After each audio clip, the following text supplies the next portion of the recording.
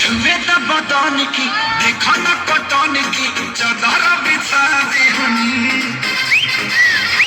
वाला मुझे वाला पिघला दे हनी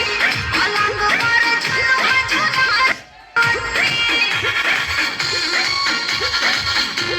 छुए त बदन की देखा न कटन की चादर बिछा दे हनी वाला मुझे वाला पिघला दे हनी पलंग पर झुलवा झुला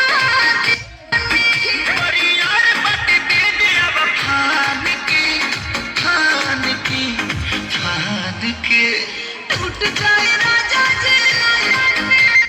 टूट जाए राजा जी पलंग का दीवान के टूट जाए राजा जी पलंग का दीवान के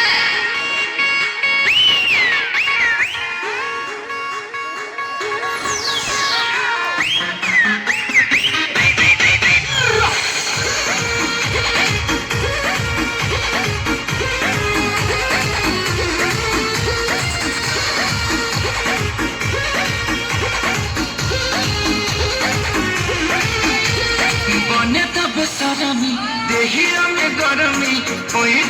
लागी हो